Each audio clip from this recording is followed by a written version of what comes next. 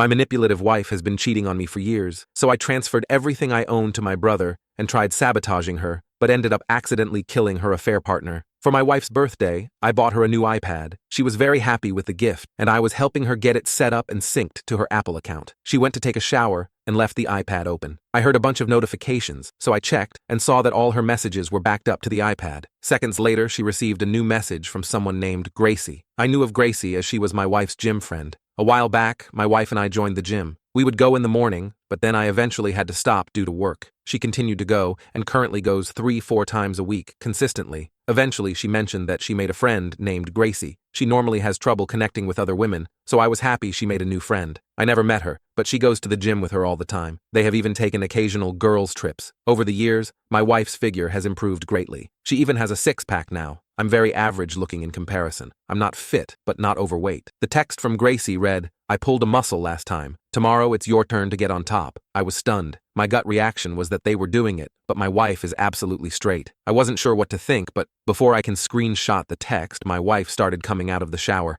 I quickly turned off the iPad and went to bed. I couldn't sleep at all that night. I was hoping I misunderstood the text. Maybe they were stretching. Maybe it was during their yoga class. I was praying it wasn't what I was thinking. Our relationship hasn't been perfect, but I thought it was good. We're both firm on being child-free. We are doing it pretty regularly, if we are not tired. We don't argue over anything. We've been married for 5 years, together for 10. I cook and clean for us since she works long hours as a night shift nurse. I work morning shift as an engineer in the mornings, so we don't see each other much, except for weekends when we're both off. I decided that night that I wanted to see for myself what was up. I got up at 4 a.m. like normal and got ready for work. I then left in my car and parked down the street from our home. I called off to do this. She normally went to the gym around 8 a.m. every Monday. Thursday, like clockwork, she left around 7:50 a.m. I followed behind her from a distance. She drove about 15 minutes away to some random neighborhood and pulled into the driveway of a house I didn't recognize. There was a lime green Mustang parked in front of the garage. I saw her get out and walk up to the door. What I saw after really stayed in my mind. A man opened the door. He was about 6'2", totally jacked and had a thick beard. He looked like he was a lumberjack or something. She hugged him and went inside. I felt like throwing up. I was trying to rationalize what I just saw.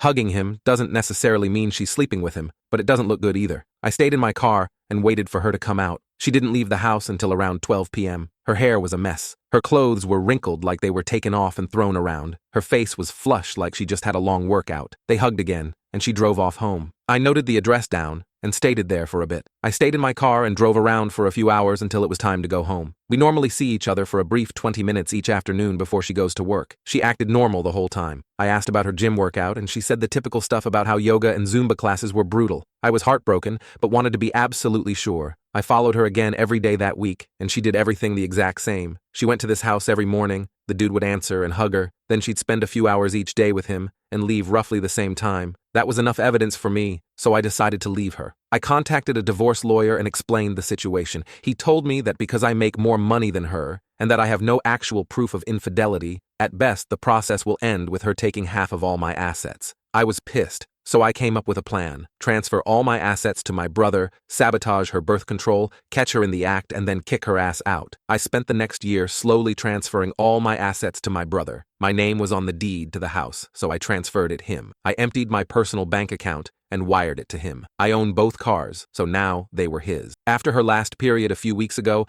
I swapped her birth control pills with similar-looking pills. I also haven't been doing it with her since then as well. That all lead to tonight.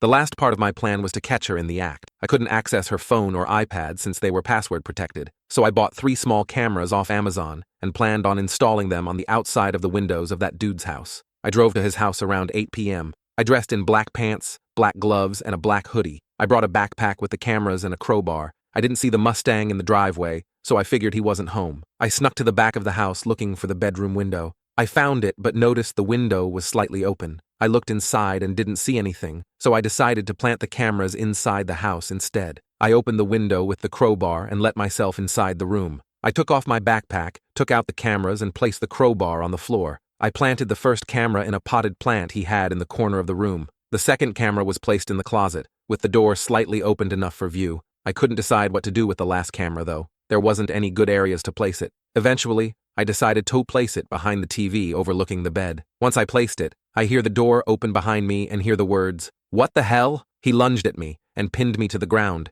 He was holding onto one of my arms while I used the other to push him off me. He yelled, You chose the wrong house to steal from, dipshit. I yelled to get off me, but he proceeded to punch me instead. I was reaching out my free hand looking for anything to use, and felt the crowbar, so I grab it and swing. I got him directly on the chin and see him fall down. As he fell, his head ended up hitting the corner of his bed, and I heard a cracking sound. Suddenly there was a pool of blood and a motionless body. I was terrified. I tried checking for a pulse, but didn't feel anything. I quickly grabbed my backpack and the crowbar and got the hell out of there. I then went to the woods 10 minutes away and buried my clothes and the crowbar. This wasn't meant to go down that way.